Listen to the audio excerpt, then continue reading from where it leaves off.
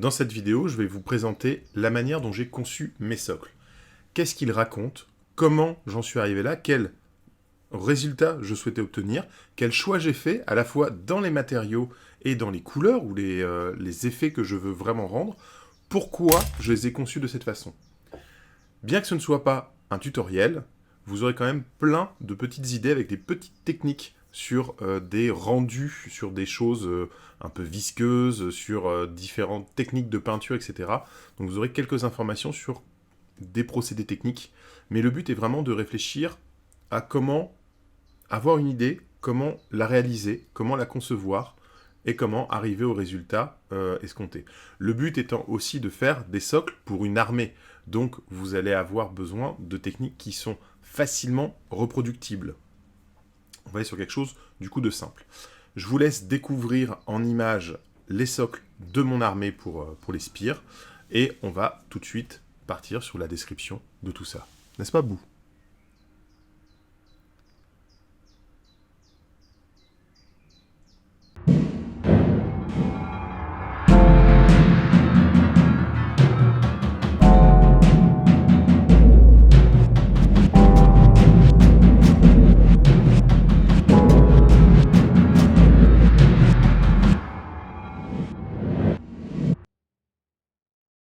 Voilà des socles que j'ai réalisés pour mon armée. Et on va voir du coup les 3 éléments récurrents qu'il va y avoir sur tous les socles. Je me suis inspiré pour le thème de l'armée, à la fois le thème de couleur, le thème des conversions, l'ambiance que j'ai envie de donner, et du coup aussi pour les socles, je me suis inspiré de la faction Phyrexia de Magic the Gathering. Les Phyrexia, ça va être... Enfin, les Phyrexians, c'est le peuple de Phyrexia. C'est une faction on va dire une faction biomécanique. À la base, c'était des zombies biomécaniques, ça a évolué un petit peu différemment par la suite, mais voilà, ce sont des êtres principalement mécaniques qui vont pervertir en fait les choses vivantes pour en faire des choses inertes. D'où le côté mort-vivant mécanique. Hein. Et en fait, il va y avoir un côté aussi terraformation, que j'aime bien, qui est très présent dans les dernières extensions. On a pu les voir comme All Will Be One, et les choses comme ça. Tous Phyrexians en français. Je suis parti sur cette idée de terraformation pour mes socles. Donc en fait, on va avoir des socles en 3 éléments. Il va y avoir un sable fin, une sorte de gravier que je vais poser, qui va être peint de couleur assez sombre, plutôt noire. Il va y avoir de la chair, une sorte de creep qui va se répandre sur le terrain. Alors, j'ai des creeps qui sont un peu plus dégueulasses que d'autres, on va dire. Voilà, par exemple, un creep comme celui-ci, voilà, qui est un peu plus voyant, quoi. Voilà. Et j'ai du marbre. Alors, ici, on a bien les 3 éléments, voilà. Le sol noir mort, le creep qui se répand et le marbre. Et en fait, je vais avoir du creep entre les différentes couches de marbre. Il faut voir ce marbre comme une sorte d'épiderme, une chitine osseuse, en fait. Voilà, donc j'ai des petites veines qui se voient à travers le marbre, j'ai des petites choses comme ça. On reste sur quelque chose de pseudo-vivant, en fait, avec cette idée de terraformation. Alors effectivement, j'ai des unités qui sont un petit peu, on va dire, avant-garde, où on va avoir beaucoup de terrain noir, un petit peu de creep, ce creep sanguinolent, cette chair, en fait.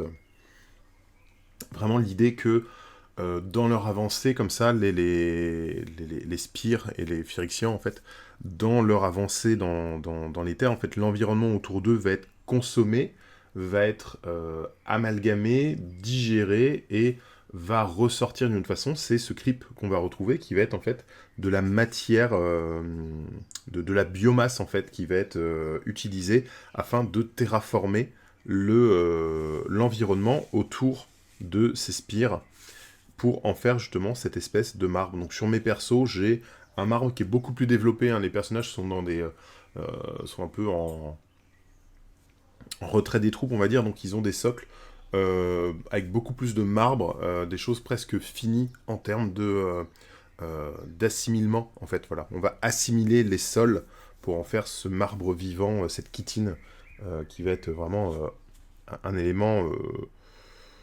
presque inorganique, en fait. Voilà. Et donc je rajoute des petites machineries comme ça. Bon, moi en plus, vous savez que j'adore le bronze oxydé. Donc pour les choses les plus développées, je vais avoir des petites machineries, des petites choses, une sorte de générateur. Alors, on m'a parlé quand j'ai montré cette figurine, on m'a dit, ah, c'est marrant, ça fait vraiment palantir cette espèce de socle et tout. Donc oui, il y a une petite machinerie ésotérique et tout qui va ressortir sur certains socles, etc. Donc voilà, mais c'est vraiment les 3 éléments qu'on va retrouver. Et ces 3 éléments, en fait, j'ai un marbre blanc, à dominante blanche, j'ai un sol plutôt noir, et j'ai ce creep plutôt rouge. En fait, ce sont les couleurs qu'on retrouve dans ma faction. Ce sont les couleurs de mes unités. C'est vraiment voilà, les couleurs que j'utilise, avec le blanc qui revient, que ce soit un beige, un blanc, un côté os, par exemple pour tout ce qui est armure. Là, on va être sur voilà, des armures en os, des choses comme ça. Que ce soit un peu plus albâtre chez les Avataras, ou voire carrément plutôt du marbre chez les sentinelles. Alors, on va retrouver ce blanc présent sous différentes formes, en fait, déjà dans les figurines. Tout ce qui va être tissu va être rouge, en tout cas tissu un peu d'apparat, les pagnes, etc. machin, et les combinaisons sur les troupes de base vont être noires, et la plupart des détails vont être noirs.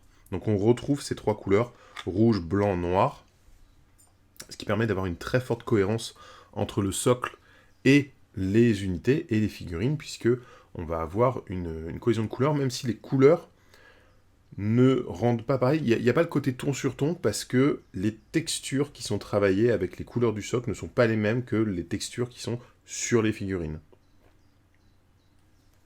Voilà. Alors comment je procède pour fabriquer tout ça? On va regarder ça en détail. Alors, pour les socles, voici plusieurs exemples d'éléments différents qu'on va retrouver sur mes socles.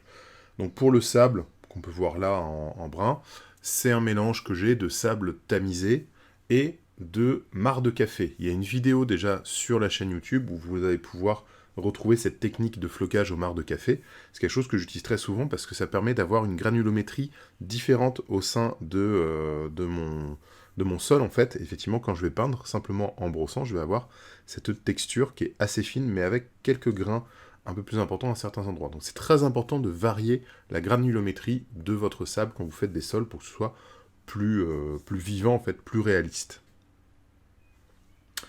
Je vais avoir quelques éléments, alors notamment il y a pas mal de petits bits, des bits tyrannides, morts-vivants, des choses comme ça et tout, qui vont permettre d'agrémenter. Donc là on a une épaule de guerrier, je crois, là on a une petite glande surrénale. J'ai cherché aussi des choses un petit peu plus construites pour le marbre. Donc là c'est un socle de Stormcast, de la collection Hachette. Et pour vraiment les grandes zones de marbre, comme ça, en fait, j'utilise du Forex. Voilà, Forex, c'est de la carte plastique, en fait. On peut acheter ça en magasin de bricolage, genre Monsieur Bricolage ou truc dans le genre. Et en fait, ça se coupe très bien. C'est du PVC expansé. Voilà, Forex, c'est une des marques. Sinon, ça s'appelle du PVC expansé. Et c'est quelque chose qu'on peut couper facilement au scalpel, etc. Et donc, ça me permet de faire comme ça mes petites briques, mes petites zones, etc. Voilà. On reviendra plus tard sur la peinture, mais là, en fait, l'effet marbré, je le fais avec, vous savez, la technique avec la lingette, comme ça. Il y a une vidéo dédiée qui arrivera plus tard, qui est déjà tournée. Mais du coup, ce sera expliqué dans un autre tuto. Il y a ce creep dont je vous ai parlé, moi j'adore les trucs un peu dégueulasses, un peu sanguinolents. Il y a un côté un petit peu Starcraft du creep qui se répand comme ça chez les ergs. Et donc là, cet effet de matière qui est là, on va bosser ça tout de suite. C'est un effet qui est intéressant pour faire plein de trucs un peu chelous. Et vous allez voir, c'est assez rigolo à faire. C'est très facile en réalité. Ce qu'on va retrouver ici en blanc.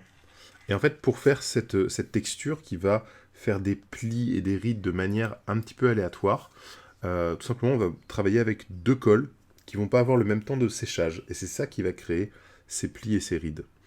On va travailler avec de la colle à bois, dans un premier temps. Moi, j'utilise, vous savez, quand on vous dit dans les tutos, utilisez la colle PVA, des trucs comme ça et tout, moi, j'utilise la colle à bois. La colle à bois, c'est plus solide et moins cher que la colle PVA. La colle PVA, c'est une sorte de colle vinylique, c'est de la colle à bois un peu diluée. Donc voilà, je préfère la colle à bois quand même. Ça se trouve plus facilement dans plein de magasins de bricolage. Voilà. Et donc là, en fait, ça va être quelque chose qu'on va faire avec de la colle à bois et de la super glue. Et vous savez quoi? Je vais vous montrer ça tout de suite. Alors oui, je prends la Patex achetée en magasin de bricolage, tout simplement. Je vais en mettre dans un godet.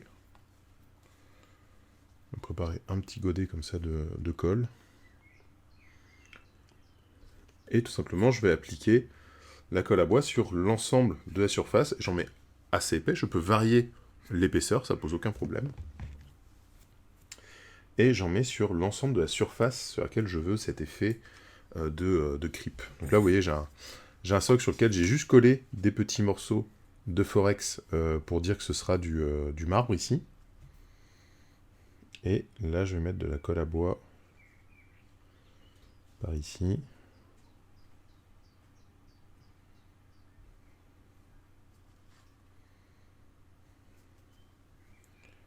Voilà, tout simplement.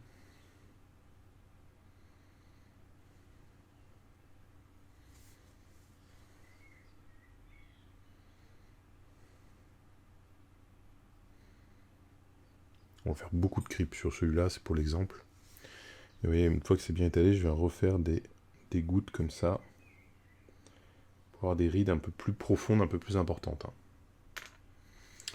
Une fois que j'ai posé ma colle à bois, c'est simple, je vais prendre de la super glue.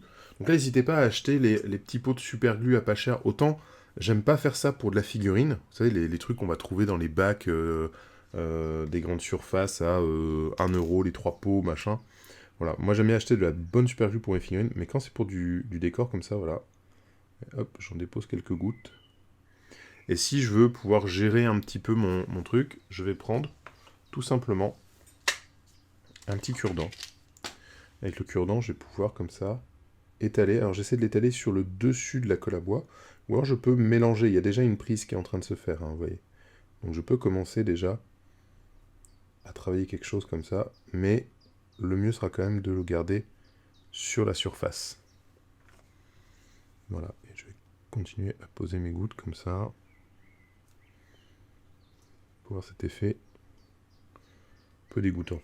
En fait, ce qui se passe, c'est que c'est la rencontre, la chimie en fait de ces deux colles qui va nous faire tout ce truc de ride un peu aléatoire. Parce que ce qui va se passer, c'est que la colle à bois est une colle qui est assez humide, il y a beaucoup d'eau dans la composition de la colle à bois, et la superglue sèche au contact de l'eau, sèche avec l'humidité. Enfin, elle se fige même plus qu'elle ne sèche en réalité.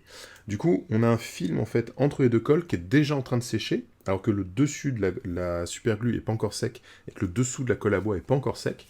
Donc il y a un film qui est déjà en train de se sécher entre les deux, et qui va se rétracter pendant le séchage des deux autres colles. Voilà.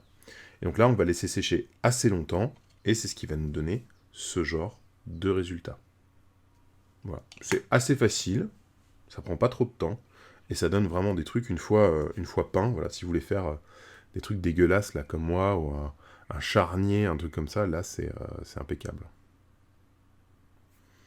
Voilà, je vais vous montrer d'autres exemples de cette technique sur mes socles. On a celui-ci aussi là, sur une grosse surface. Et après, c'est très simplement peint. Là, c'est peint au wine red, hein, qui est un rouge un peu foncé. C'est éclairci avec du dead red, qui est un rouge un peu rose. Et après, je passe du blood for the blood god dessus. Et voilà, le travail est fait. C'est vraiment facile.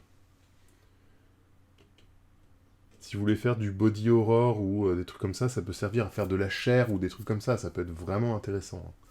Faut pas hésiter à s'en servir de cette technique. Alors pour les socles, il y a une autre technique pour faire ce creep, pour faire cette espèce d'amas de chair sanguinolente qui va être cette production de biomasse continue qui va s'étaler sur le sol, qu'on va pouvoir récolter ou faire muter dans l'histoire de mes spires. Je pourrais le faire à la green stuff, tout simplement. Donc il y a plusieurs socles comme ça, où je vais le faire en mélangeant cette pâte, alors green stuff, milliput, n'importe quoi comme pâte, vous pouvez sculpter, quoi. J'en fais une boulette que j'écrase sur un socle comme ça, et avec mes outils, je vais creuser, alors commencer par casser les bords comme ça pour l'intégrer vraiment au socle. Et je vais creuser comme ça des trous, déplacer les amas pour faire différentes formes comme ça, un petit peu organiques. Et avoir des éléments qui vont être plus ou moins ragoûtants. Je vais faire des petits points, des petites textures et tout, pour faire des effets de chair comme ça. Vraiment cette idée de biomasse qui est recyclée avec tout le vivant qu'il y a autour, quoi. Et une fois peint, voilà ce que ça donne. Ça permet de faire des choses un peu plus contrôlées, etc. Parce que le truc de la colle que je vous ai montré juste avant, c'est très aléatoire, on n'a pas de contrôle sur la forme que ça va donner, hein.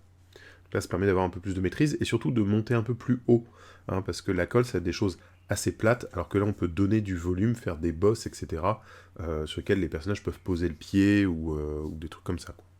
Ouais, plutôt que d'avoir le tactical rock, on va avoir le tactical flèche. Donc voilà, donc j'aime bien cette idée de crypte qui se répand et je vais garder comment dire, ce procédé tout au long du soclage de mon armée pour vraiment avoir cette idée de flaque de biomasse comme ça qui va être de plus en plus présente. Donc là, j'ai un socle où cette astuce là des 2 cols pour faire des rides a séché, déjà sec. On a bien les rides. On entend, hein, les accroches.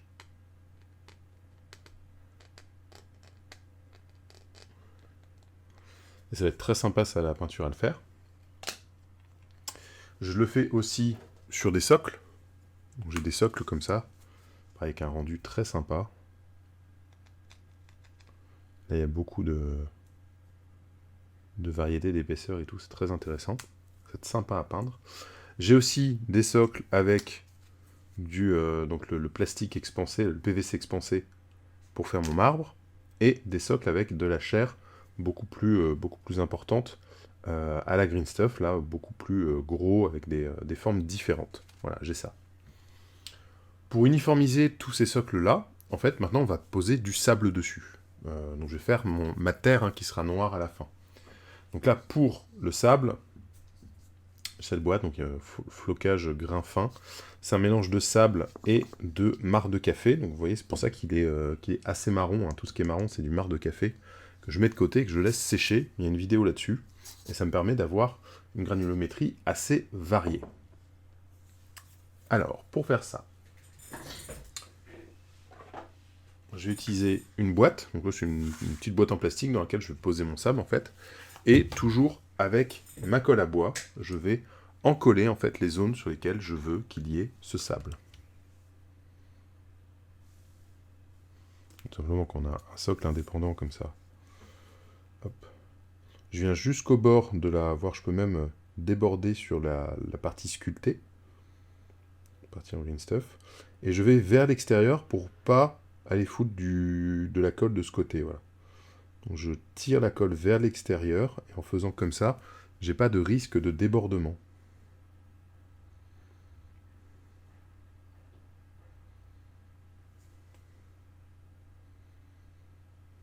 Là, je vais encoller toutes mes parties comme ça. Bah, c'est comme quand je fais des socles traditionnels. Hop là. Je le pose dans mon petit bac, et je vais prendre mon pot de sable et recouvrir ça. Et je laisse sécher comme ça, en fait, que ça prenne bien. Moi, je préfère faire cette étape de soclage avant toute étape de sous-couche. Tout simplement parce que quand vous allez passer votre sous-couche sur votre sable, en fait, ça va solidifier tout ça. Ça va l'imprégner, le coller au socle. Donc c'est une étape que je fais avant la sous-couche pour pouvoir solidifier mon soclage et avoir mon drip, parce que des fois on a toujours des petits grains de sable qui finissent par se barrer, par se décoller et tout. Donc le fait, en fait, qu'il soit encollé par-dessous et qu'il soit ensuite imprégné de peinture, notamment si vous faites à la bombe de peinture, bah, en fait, il y a des solvants dedans qui permettent d'avoir une très bonne accroche. C'est pour ça que je conseille, même si j'aime pas ça, c'est-à-dire que je rêverais d'une solution moins jetable mais en vrai, j'ai pas trouvé aussi bien. Même à l'aérographe, je suis pas aussi satisfait en vrai, parce que même en faisant du polyuréthane et tout, on n'est pas dans un truc qui est aussi résistant que quand on le fait à la bombe. Malheureusement, même si c'est ultra chimique. Alors là, j'ai recouvert un endroit qui avait été fait à la colle, mais parce qu'il était ultra fin et ultra petit. Donc je me suis dit, ça risque de faire bizarre quand je vais coller le sable si je le laisse.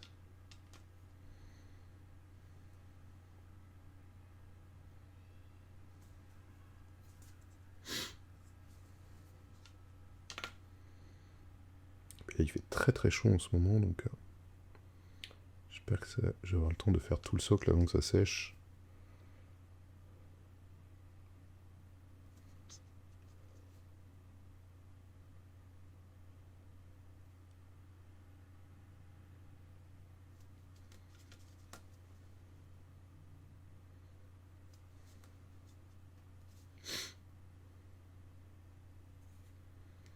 Et voilà.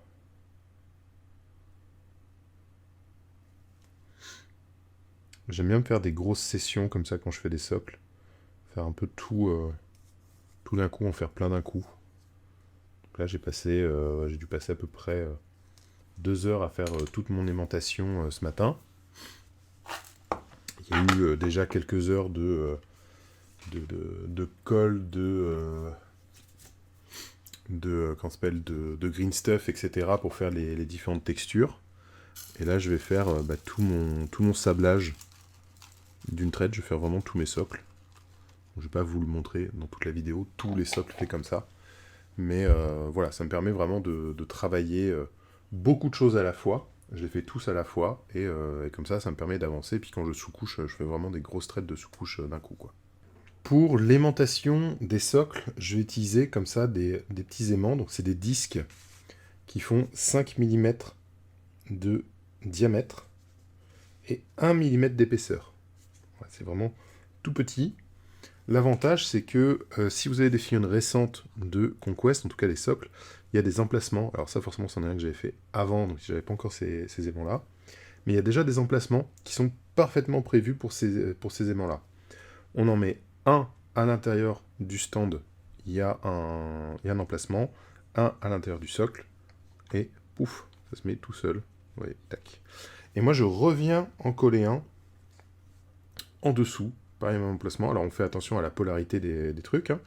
Je reviens en coller un, comme ça, quand je transporte, hop, c'est aimanté à ma plaque, et je peux les transporter facilement. Voilà. Alors, ça fait beaucoup d'aimants. Bon, des aimants de cette taille, c'est vendu par gros paquets, hein, par plusieurs centaines. Mais c'est vrai que ça fait 12 aimants par stand, 36 aimants par unité au minimum. Ça fait pas mal de trucs, ouais. Mais avec ça, je suis sûr que mes figurines, elles tiennent bien sur leur socle. Et le socle tient bien sur la plaque aimantée, en fait, dans le truc. Alors, par exemple, pour le transport... Alors, pour l'instant, j'ai ça, mais je pense que je vais changer, parce que je peux pas en mettre assez. J'ai une boîte de Green Stuff World, boîte de transport là, à assembler soi-même et tout, machin. C'est très sympa. Pour le coup, elle est vraiment chouette. Mais je peux mettre que 8 stands par étage et que 3 étages max dans la boîte, vu la hauteur des figurines. Donc je peux me balader qu'avec 24 stands dans une boîte. C'est assez limité pour Conquest. Hein. Pour une petite armée, pour du 1000 points, c'est suffisant, largement. Mais pour du 2000, ça va pas suffire. Surtout que il n'y a pas de monstre. Hein. Le monstre, il va pas passer dans la boîte. Mais voilà. Et avec ce système, en fait, mes stands tiennent très bien sur la plaque aimantée. Donc dans le transport, il n'y a aucun souci avec ça. Voilà, très facile à préparer. Tac. Là, c'est pareil.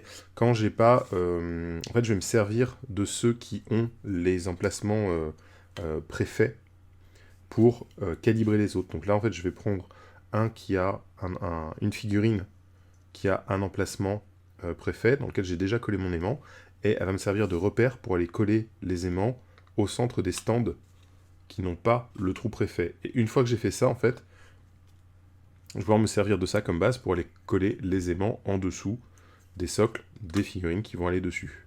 Donc simplement, je prends 2 petits aimants. J'en prends 2 tout simplement pour avoir un peu plus d'épaisseur. Je le lâche dessus, comme ça il est dans le bon sens. Je mets une goutte de colle dessus. Je viens poser mon socle comme ça. Je suis bien dans le cercle qui accueille le socle. Et j'appuie pour bien faire contact. Ensuite, je laisse sécher. Et après, hop, je reviens. Tac, je retire. J'enlève l'aimant qui est en trop. Et là, j'ai le contact qui se fait bien.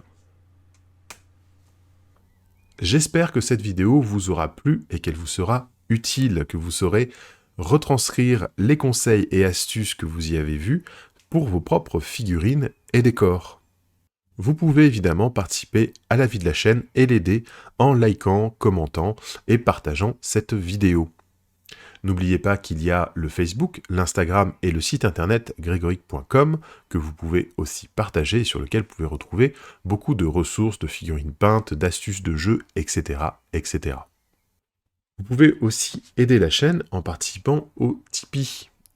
Le lien est dans la description de chaque vidéo et tout l'argent récolté via le Tipeee est investi pour l'amélioration de la chaîne, que ce soit de l'achat de matériel audiovisuel, micro, caméra, barre mémoire pour l'ordinateur ou quoi, ou que ce soit du matériel à tester sur la chaîne. Boîte de peinture, test de jeu, livre de règles, et que sais-je encore.